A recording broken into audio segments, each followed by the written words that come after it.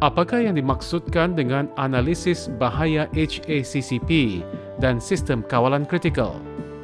Hazard Analysis and Critical Control Points (HACCP) boleh dipendekkan kepada Analisa Risiko Kritikal Kawalan Kritikal MS1480. HACCP adalah siri standard khusus makanan. Salah satu perkara yang paling asas dalam piawaian HACCP boleh diringkaskan sebagai penilaian risiko hazard dan pengenalpastian titik kawalan kritikal dan mengambil langkah berjaga-jaga terhadap bahaya ini. Taraf HACCP adalah satu set syarat dan sistem untuk menilai risiko yang mungkin berlaku semasa pengangkutan makanan dari peringkat pengeluaran dan penggunaan bahan makanan. Apakah objektif sistem ini? Objektif HACCP digunakan secara luas dalam industri makanan untuk memastikan produk makanan yang dihasilkan selamat untuk dimakan oleh masyarakat. Prinsip-prinsip ini membantu mencegah risiko kesihatan yang terkait dengan makanan dan memastikan keselamatan proses dari awal hingga akhir proses produksi.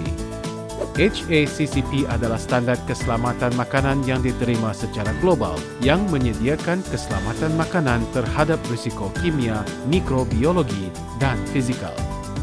Mengapa sistem titik kawalan kritikal HACCP penting? Sebelum menggunakan sistem HACCP, Hazard Analysis and Control Critical Points kepada mana-mana sektor dalam rantaian makanan, sektor tersebut mestilah mempunyai beberapa program prasyarat seperti amalan kebersihan yang baik, mengikut peraturan semasa dan keperluan keselamatan makanan, amalan makanan yang diterima umum.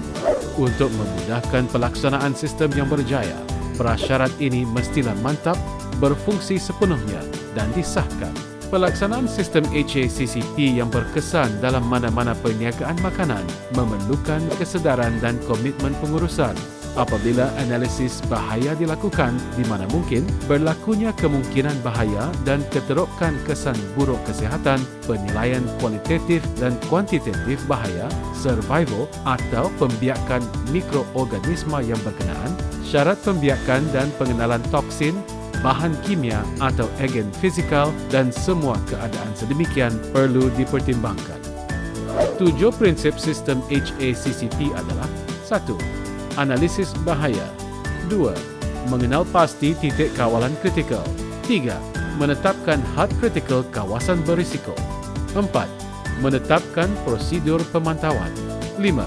Menetapkan tindakan pembetulan. 6. Menetapkan prosedur verifikasi. 7. Mengembangkan sistem rekod dokumentasi. 1. Analisis bahaya. Prinsip pertama HACCP adalah analisis bahaya. Pada tahap ini, perusahaan melakukan pengenalan terhadap potensi bahaya yang mungkin timbul dalam proses atau produk tertentu. Identifikasi ini berlaku untuk semua tahap dari produksi hingga produk siap. Kedua, mengenal pasti titik kawalan kritikal. Prinsip ini organisasi menentukan titik kawalan kritikal, Critical Control Point (CCP). Di sini terjadi identifikasi pada setiap tahap dalam proses, di mana jika tidak dikelola dengan baik dapat menimbulkan risiko. Kesalahan dalam pengolahannya dapat mengakibatkan risiko terhadap kesihatan pengguna. 3. Penetapan had kritikal kawasan berisiko.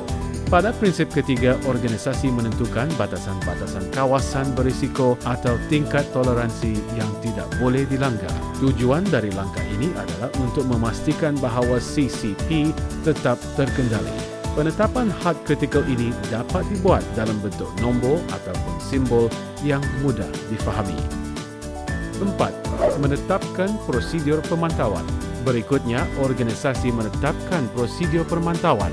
Langkah ini merujuk pada tindakan yang telah dibuat untuk mengawasi dan menguji keberkesanan pengendalian CCP. Pemantauan bertujuan untuk memberikan peringatan awal jika terdapat kesalahan, kerugian serta membantu dalam mengenal pasti dan mengatasi masalah yang mungkin muncul. 5. Menetapkan tindakan pembetulan. Kemudian, organisasi perlu menetapkan tindakan pembetulan. Tindakan ini bertujuan untuk memperbaiki hasil pemantauan yang menunjukkan bahawa suatu CCP tidak tepat. Proses pembetulan ini adalah bahagian penting di dalam sistem HACCP.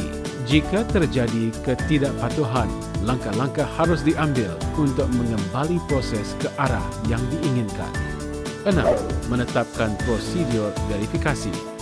Setelah menetapkan tindakan pembetulan, langkah berikutnya dalam prinsip HACCP adalah menetapkan prosedur verifikasi.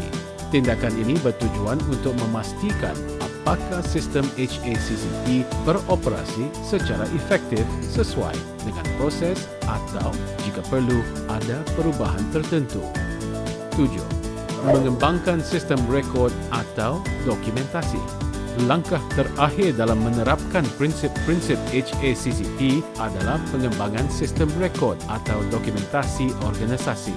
Pada tahap ini, semua prosedur dan catatan terkait dengan prinsip HACCP dan implementasinya harus diikuti dengan cermat. Kesimpulan, dan apakah manfaat sistem HACCP untuk perniagaan? Khususnya perniagaan yang beroperasi di sektor makanan dengan menggunakan piawaian HACCP, analisis bahaya dan sistem titik kawalan kritikal mengawal risiko kesihatan pelanggan dan menentukan di mana dan bagaimana bahaya ini dapat dikurangkan, dihapuskan atau dicegah dan dengan cepat dan sistematik.